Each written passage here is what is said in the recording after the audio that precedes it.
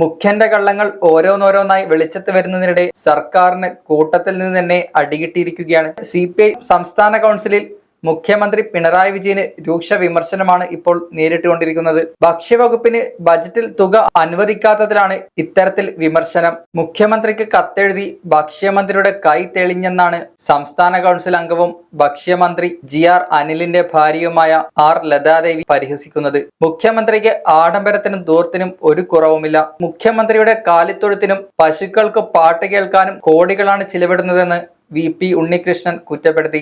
ആലോചനയില്ലാതെ തയ്യാറാക്കിയതാണ് ഇത്തവണത്തെ സംസ്ഥാന ബജറ്റ്. ഈ സർക്കാരിനെ അധികാരത്തിൽ വരാൻ സഹായിച്ച സപ്ലൈകോയെ ബജറ്റിൽ തീർത്തും അവഗണിച്ചു. മുൻകാലത്തെ പോലെ ബജറ്റ് തയ്യാറാക്കുമ്പോൾ വേണ്ട കൂടിയാലോചനകൾ ഇപ്പോൾ നടക്കുന്നില്ല. ഭിന്ന നയമാണ് പാർട്ടി വകുപ്പുകളോടുള്ളതെന്നും സംസ്ഥാന കൗൺസിൽ അംഗങ്ങൾ വിമർശിച്ചു. വിമർശനം കടുത്തതോടെ CPI സംസ്ഥാന സെക്രട്ടറി ബിനോയ് വിശ്വം ഇടപെട്ടു.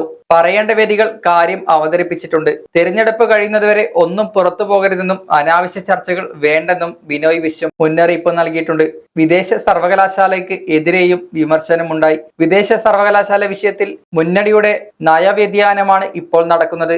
വിഷയം മുന്നണിയിൽ ഉന്നയിക്കണമെന്നും ആവശ്യമുയർന്നിരിക്കുകയാണ്. വിദേശ സർവകലാശാല നയവ്യതിയാനം എന്ന് ബിനോയ് വിശ്വവും സമ്മതിക്കുന്നു. മുന്നണിയുടെ ശ്രദ്ധയിൽ പെടുത്തുമെന്നും ബിനോയ് വിശ്വം വ്യക്തമാക്കി. ആലോചനയില്ലാത്ത തയ്യാറാക്കിയ ബജറ്റാണെന്നും വീണ്ടും അധികാരത്തിൽ വരാൻ സഹായിച്ച സപ്ലൈകോയെ തീർത്തും അവഗണിച്ചതായും യോഗത്തിൽ വിമർശനമുയരുന്നുണ്ട്. ബജറ്റ് തയ്യാറാക്കുമ്പോൾ മുമ്പൊക്കെ കൂടിയാലോചന നടന്നിരുന്നു. എന്നാൽ ഇപ്പോൾ അതില്ല.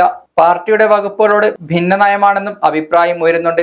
CPM സംസ്ഥാന കൗൺസിൽ ഇന്നും തിരുവനന്തപുരത്ത് ചേരുന്നുണ്ട്. ബജറ്റിൽ പാർട്ടിയുടെ വകുപ്പുകളെ അവഗണിച്ചതിന് എതിരായ വിമർശനങ്ങൾ ഇന്നും യോഗത്തിൽ ഉണ്ടായേക്കും. ഇടതുമുന്നണിയിലെ സീറ്റ് വിഭജന ചർച്ചകൾ പൂർത്തിയാക്കിയതിന് പിന്നാലെ CPM സംസ്ഥാന സെക്രട്ടറി യോഗം ഇന്നും നാളെയും തിരുവനന്തപുരത്ത് ചേരും. കേന്ദ്ര കമ്മിറ്റി യോഗത്തിന്റെ റിപ്പോർട്ടിംഗ് ആണ് പ്രധാന അജണ്ടയെങ്കിലും ലോക്സഭാ തെരഞ്ഞെടുപ്പിലെ മുന്നൊരുക്കങ്ങളുടെയും ചർച്ചകൾ നടക്കും. സ്ഥാനാർത്ഥി സാധ്യതകളും തിരഞ്ഞെടുപ്പിൽ സ്വീകരിക്കേണ്ട നയസമീപനങ്ങളും ചർച്ചയാകും. എക്സാലോജിക്കിനെതിരായ SFIO അന്വേഷണം അടക്കമുള്ള സാഹചര്യങ്ങളും ഇന്ന് ചർച്ചയായേക്കാം.